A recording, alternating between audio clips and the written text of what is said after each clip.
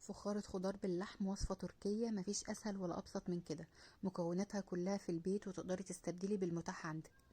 مش بس كده، كمان صحية جدا وحلوة قوي للي بيعمل دايت. هنعملها النهاردة بكل سهولة، بس قبل ما نبدأ الفيديو ما تنسوش تشتركوا في قناتي وتفعلوا الجرس عشان توصلكوا كل وصفاتي. يلا بينا على الطريقة. في طاجن فخار حطيت بتنجانية رومي مقطعاها مكعبات، واتنين كوسة مقشراها ومقطعاها برضو مكعبات، وبطسطاية وجزراية كبيرة، وبصلاية حجم وسط، وطماطمايه مع نص قرن فلفل رومي، ولو حار هيبقى جميل قوي.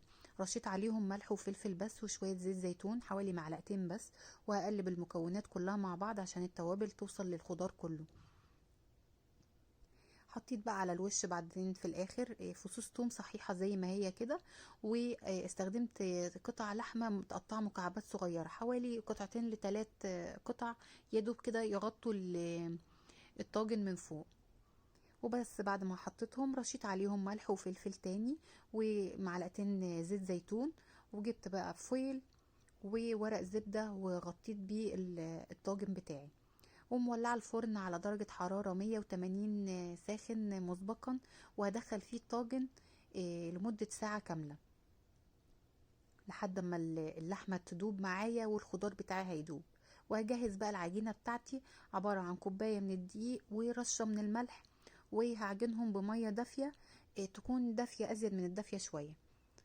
هعجنهم كويس كده وارشها بالزيت واغطيها واسيبها ترتاح لحد ما الطاجن بتاعي يجهز. بعد ما الطاجن خلاص عدى عليه ساعة وجهز، وفتحته كده من الجنب، اتأكدت ان اللحمة مستوية والخضار طبعا دايب دوب. فكيتها بقى وطلعتها كده، وخلي بالك عشان ما تتلسعيش. وشلت ورق الزبدة والفويل، وبططت العجينة بتاعتي وحطيتها على الوش. الريحة تجنن، التوابل بسيطة بس حقيقي الخضار مع بعض وريحته تجنن. ما بتحتاجيش تحط اي سوائل، هي الخضار لوحده بينزل سوائل، مش محتاجين اي سوائل. هحط العجينة بتاعتي كده وهثبتها من الاطراف على الطاجن.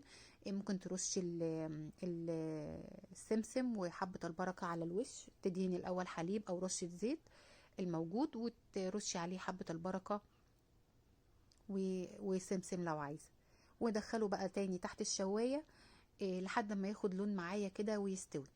انا ما طفيتش الفرن تحت لحد ما اخلص خلاص تسوية من الوش من فوق، وطفيت كله مع بعضه.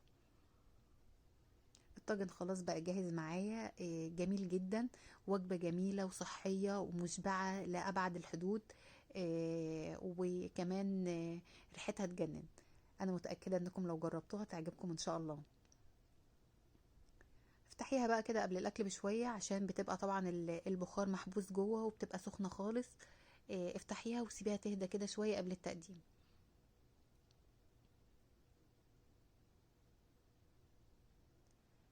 العيش اللي على الوش ده بيبقى جميل قوي، واخد ريحة الخضار وريحة اللحمة والتسوية بتاعتهم. الخضار بيبقى دايب، بيبقى صحيح زي ما هو مش مهري، بس بيبقى دايب خالص ومستوي. واللحمة برضو نفس الشيء بتبقى مستوية جدا.